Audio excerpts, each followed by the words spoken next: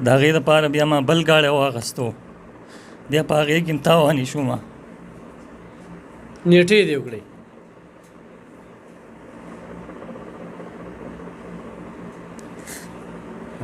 اوس څومره پیسې ده باندې؟ ګرانو کتونکو سلامونه کوم. الب خان شیرپو ستاسو په خدمت کې حاضر دی. الب خان شیرپو ویلفیر فاونډیشن د خپل وس مطابق د بې وسه بې کسه بې څوکه خلکو سره تعاون جاري ساتلی دی او د هغې نه پس چې کوم دی نو خپلو کتونکو ته وړاندې کوي او الحمدلله هغه الله والا خلک چې الله سره تجارت کوي د ډېرو بې وسه بې کسه بې څوکه خلکو مددگار جوړ شوي دي او د هغوی ژوند چې کوم دی نو هغه بدل شوی دی. ګرانو کتونکو دا رور چې زما خوا کې ناست دی سره د خپل کور ودان او سره د خپلو بچو دا د دیر ثمرباغ نه راغلي دي. دوی به څه سوچ کړي وي چې الب خان شیرپو له به ځو. د الله پاک بیا هم لاک لاک شکر دی خو د خپل رب نه هم دغه سوال دی چې خدایه زموږ در ته څوک راشي نو تی مایوسه نه کړي او تی غیبي امداد وکړي. بل ګرانو کتونکو د ویډیو ته راتګ دا انسان چې اخیري مجبوره شي نو ویډیو ته راشي، چې اخیري تنګ دسته شي نو ویډیو ته راشي. نو دا انتخابي مجبوره شوی دی. دی پرون را روان شوی دی بیګای شپه کړې ده سار 9 بجې دلته کې راغلی دي او زه چې ریکارډینګ کوم نو 12 بجې دي. نو زه لیټ ولې شوم؟ زه ساره زه په نورو پروګرامونو کې وم او دوی رابطې را سره وي نو په هغې ته معذرت هم کوم چونکې ډېر د لرې نه راغلي دي خو مجبور نو ناستو. نو ګرانو کتونکو ضرور ورسره تعاون کولی شي. وروره نوم دې څه دی؟ زما نوم حیات الله دی. زه د ثمرباغ اوسېدونکی یم د دیرو او په ما باندې څه مجبورۍ د هغې دپاره بیا ما بل ګاډی واخیستو بیماره شوې وم تاوانې شوم او د ډېر نیټې دې وکړې هغه په ما باندې راغی. ما هغې دپاره ګاډی واخیستو هغه ګاډي کې زه تاوانې شوم. لا اله الا الله محمد رسول الله. خبرې وکړه کتونکو سره خبرې وکړه خبرې ورسره شریکې کړه خپلې 8 لکه 8 لکه خلک دې تنګوي کور دې خپل دی خبرې وکړه دې خو وګوره چې خلک دې ووري نشته کول اوسېږم خو داسې د کډوال اوسېږم کله یو ځای کله بل ځای. خورې څه صورت حال دی؟ دا قرض دی په دغه خلک راځي تنګ کوي. ژوند څنګه روان دی؟ دا ژوند دی چې پرون پسې سړی راغلی ول تاڼې ته دی بچي خو به د نوم څه غواړي که نه؟ دا هم دی کله صحیح کله نه. څو بچي دي؟ 4 بچي مې دي.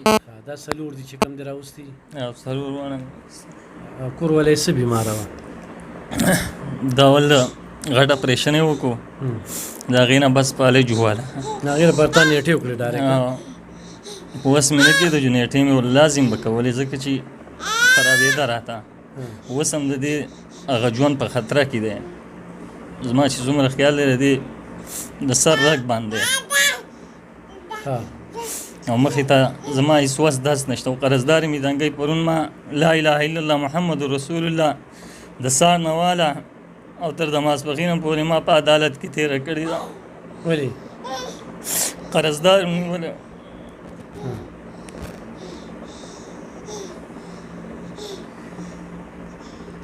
موبایل نمبر دې څه دی؟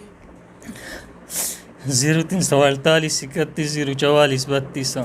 بیا ووایه 0348 31 044 32. ګرانو کتونکو خو زه د سره ډېرې خبرې کوم چې نور ژوند دې څنګه دی په دې بچو نه خر هم تېرېږي. دغه کور والی چې کومه ده په یو شمېر بیمارو کې ګنډلې شوې ده. د دغه رور دغه جړان ګوله په خپلو کړو باندې ستومانه ده چې ما نیټې ولې کړي دي خوځګیر دی او د خلاصي لارې نشته. نو د خلاصي لارې دغه یو ویډیو ده او دغه کتونکي ګرانو کتونکو د الله سره تجارت دی. دا رور انتخابي مجبوره دی د خپل وس دس مطابق ستاسو 10 روپۍ 60 روپۍ په دغه نمبر ورسره ډایرکټ رابطه کولی شئ.